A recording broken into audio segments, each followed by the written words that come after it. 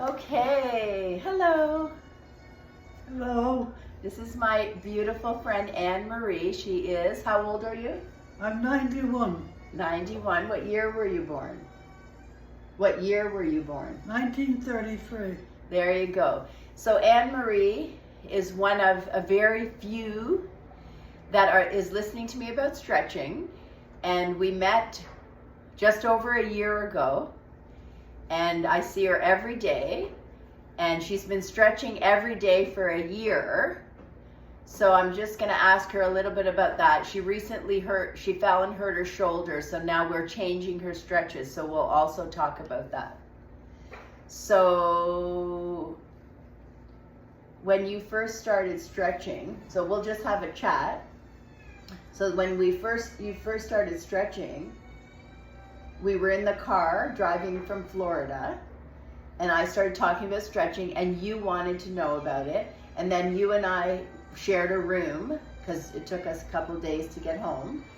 And as soon as we got in the room, you said, "Can you show me those stretches?" I couldn't believe it. I couldn't believe that you actually really wanted it, because usually I shove it down everyone's throat and I make them listen, but you wanted it. So I started giving you the stretches a year ago, and you tell our audience what... Well, I did them every morning, and I did them at night before I went to bed. Mhm. And every day I was very faithful, 7 days a week, even if I shortened the amount of time. But I did it every single day, in the morning and at night. And gradually, I didn't see it, but before I had trouble walking around, I was afraid of my balance. So I felt that if I shouldn't go too far, and that I must be something I can hold on to. So as I say, Rodney kept telling me to walk around after I did my exercise, but I didn't trust myself about not falling. I'm terrified of falling and not being able to get up, because every time what happens is the brake doesn't work on it. So if it twists out of my reach, I can't adjust it. Right. And so also, you were using the walker a lot, and I think you were falling because you were depending on the walker when you should have been depending on yourself, but you weren't there yet. And then you went from the walker to the cane. Remember how you stopped using the walker and you were comfortable using the cane? No, I only used the cane for a short distance. Yes, but using it without the walker is huge. That's huge. Yeah, well, I don't have any trouble with the cane. The cane, because I just lift it up and Yeah. It moves. And she's a very fast walker. Whereas the walker, I have to adjust. Yes. My hands, both hands have to be on the walker at the same time, right, because it unbalances the walker. Yes. And so what are the changes that you've felt since you've been stretching? And I mean, you had just broken your hip and had a hip replacement, like, just months before. Yeah. So this was, I mean, you started stretching just months after your hip replacement. And they gave me exercise for 5 days, which was simplistic. So what I did was get the computer, and I found an exercise program on the computer about balance. And I started doing that, which was simple stuff, which I could do holding on to the walker. Yes. So I did that just to, And then I started walking. Okay.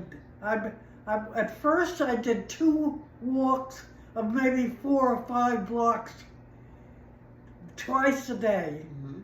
And then gradually I'm up to 4 now before I fell and banged the arm again. Right. And so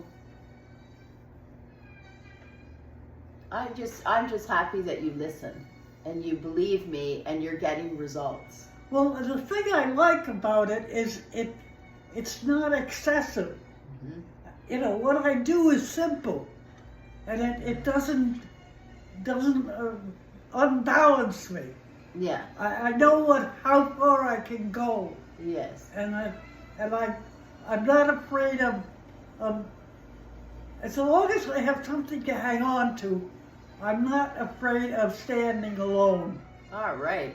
And so describe how describe the stretches, because Anne Marie's the only one everyone wants me to write them a program. What stretches do you? But it's a technique.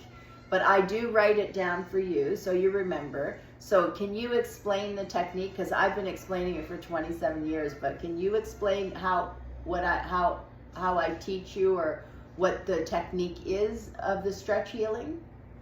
Well, you make it very simple, because I have problems when I'm upset. I have trouble thinking. Mm-hmm.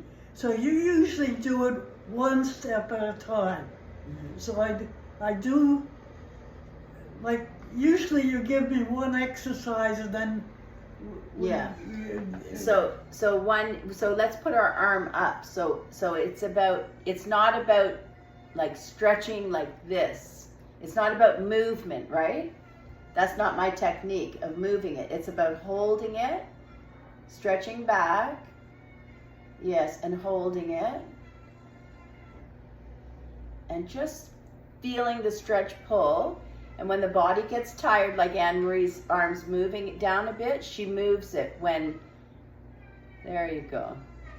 And listens to the body. Lets the arm do it by itself. Yeah, and out. So if you put your arm out to the side now. There. And this is the sore arm. But you can't really do that. So we have to just find a position that you can feel a nice pull and hold it. And she's come a long way, and it just happened like a week ago only, right? A week ago. She went from excruciating pain in the arm to less pain every day. It eases up a bit. Is that right? And now we've changed the stretches. Now show them the stretch that I showed you now. Remember, relaxing over and with the head. Look at her. I'm going to show the camera here. There. Look at that. So she's just relaxing forward. Put your head down a little and just allow the body to relax and pull the muscles by itself. And if it starts to feel uncomfortable, then all you do is change a little bit of the muscle, nice and slow. See how she's going up slowly? That's exactly the technique. Nice and slow, nice and slow. And you know, this little tiny bit of stretching here, you think it's nothing, but she'll feel different. You feel different. And you see how she's adjusted her arm a little bit, because if it's uncomfortable, she's got to find a better spot so that that discomfort goes away. You don't stretch through discomfort or pain. You pick a different muscle. Not every muscle is painful in the body, so you have to find that muscle that's not painful. There you go. Look at that. 91 years old. And if Anne Marie can do it, you can do it too.